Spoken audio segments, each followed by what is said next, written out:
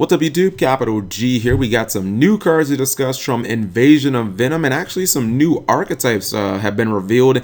This was taken from a promotional poster for Invasion of Venom, kind of, hyping the setup for the players over there in Japan and the OCG and whatnots. And the two archetypes that we're going to look at the boss monsters for, because these are definitely the boss monsters. I mean, look at the level. This guy's level 9, this guy's rank 8, 3,000 attack, 3,000 defense. These definitely qualify as boss monsters.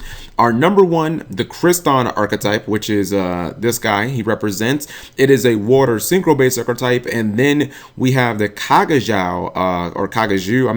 I'm not sure how to pronounce that honestly, which is a fire XC archetype. Now, without knowing much else about the deck other than its extra deck alliances, we don't really know much about the archetype. The boss monsters both look magnificent.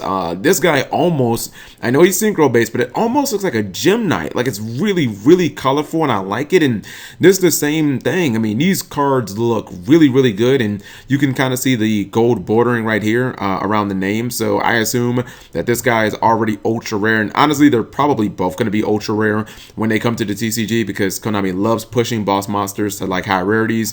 Maybe they'll even be secret rare, but like I think there's pretty much a guarantee they'll both be ultra rare or higher. All right, so first up we have Cristan Phoenixin, I assume that's how you pronounce it. It is a level 9 water machine synchro monster, 2800 attack, 2000 defense. The materials are 1 synchro tuner plus 1 or more synchro non-tuner monsters. So you do need 2 synchros to summon this. I would have to guess that the archetype is probably like it's probably going to have its own synchro tuner and other synchros to help you kind of like synchro up into this guy, because it's kind of got like a little bit of a quasar summoning condition. Or I mean, I wouldn't think that they'd want us to use like or they wouldn't make us use things like Formula Synchron and whatnot. I'm pretty sure that this archetype is going to come with its own monsters that help you summon this.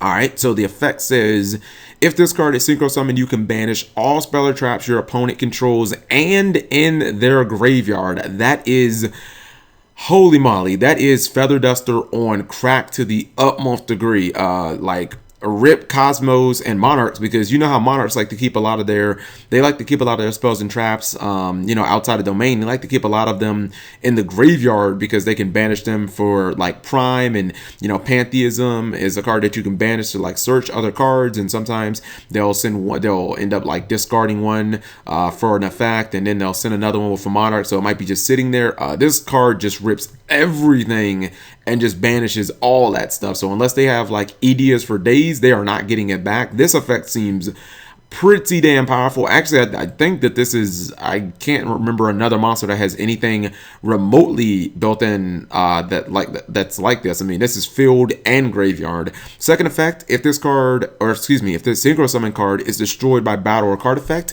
you can target one other monster in your graveyard, special summon it. It would be so legit if it could summon itself. That would be so stupid. But well, if you have to synchro twice to summon this guy, then at least you can get one of the synchros back, assuming that it hit the graveyard. I mean, that means that it was properly synchro summoned, right? So at the very least, you could just get one of the synchros that you used to summon this guy. You could just summon it back. So 2800 attack, it's not the easiest thing in the world to take down, but it's good to know if it dies, it will replace itself. Really good, by the way. And it doesn't have to actually hit the graveyard. It just says that it targets a monster in your graveyard. So even if something like Dimensional Fissure is played after this card is summoned on the field, you still get the effect. And then next up is I'm gonna butcher the hell out of this one. This is Kagaju Methane Hyde, or HYD head. I don't know. There's no vowels in this word. I mean, Y is sometimes a vowel, but okay, whatever. It is rank 8. It's a Beast Warrior. Okay, shout outs for Beast Warrior. Got a little bit of a Mermill Fire Fist kind of feeling going on here. XC monster, obviously 3000 attack, 3000 defense. It requires 2 level 8 Gemini monsters. When I saw that, I was like, what the hell? And I even looked it up. We do not have any level 8 Geminis, so we know that this archetype is going to have level 8 Geminis, which is crazy. I mean, Geminis just don't come that big. That's going to be something completely new for us. Now this guy has 3 different effects. Effect number 1, when this card is XC summoned, you can target 1 Gemini monster in your graveyard, special summon it. So obviously, again, it's going to be a Gemini. It must be some type of Gemini deck. That seems pretty strong if you're talking about level 8s. I mean, just getting it from the graveyard, these things might have upwards of like, 2,700 attack. Effect number 2. While this card has Exceed material, your opponent cannot target Gemini monsters you control for an attack or for card effects. So, damn, they're just nothing in Yu-Gi-Oh can be targeted anymore, dude. So while this guy is on the field and he has materials, your opponent can't target any of your Geminis pretty much in any way. They can't attack them. They can't target them with effects. They just can't do anything to them. The only way that they can affect them is non-targeting removal or non-targeting effects. And then effect number 3, when a Gemini monster is normal summoned, you can detach 1 Exceed material from this card. Your opponent sends 1 card from their hand or their side of the field to the graveyard for no effect.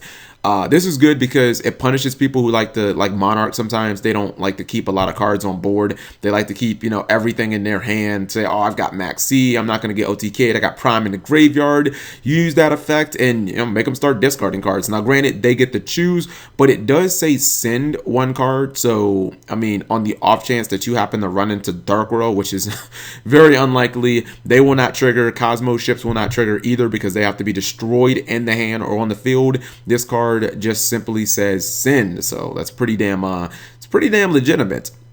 Now, the last card I want to talk about is a new Psyframe trap called Psyframe Accelerator. It's a continuous trap, which I believe this will be the second one. It says once per turn you can pay 500 life points, then target 1 Psyframe monster you control, banish it until the end. Banish it until your next standby phase. Effect number 2, once per turn, if another Psyframe card you control leaves the field other than by battle, you can special summon 1 Psyframe monster from your hand. Now, this is interesting because Psyframes for the most part only summon themselves they only summon themselves with their own effect. So this gives the deck another way to actually summon their monsters and be able to use things like Psyframe Circuit. So that's pretty interesting. This right here does cost a little bit of life points. I don't know how I feel about 500 life points. Isn't really that much, I guess, when I think about it. Being able to banish your, it gives you a little more protection, like in the battle phase, because one of the problems with Omega is that it's very susceptible to the Mirror Force cards because Omega and Zeta, they can't be used during the battle phase. So this does give them a little bit of protection. Honestly, I'm not sure that this card is actually needed. It is kind of cool when your opponent wants to just sit there and, kind of like stall or whatever. This does give you a way to actually unload or to summon monsters from your hand when, people say that if you don't do anything, Psyframes can't do anything. This gives you a way to summon monsters out of your hand without your opponent actually having to do something. I would think maybe this card's like a one of, if you're even going to run it. It's definitely not like, it's not like multi-threader or something like that where it's like, oh my goodness, we gotta run this card. So let me know what you guys think of these cards. I'm really interested to see what these archetypes are going to look like, especially this new Gemini archetype with level 8 Geminis. That ought to be really interesting. So let me know what you guys think. Thank you for watching as always.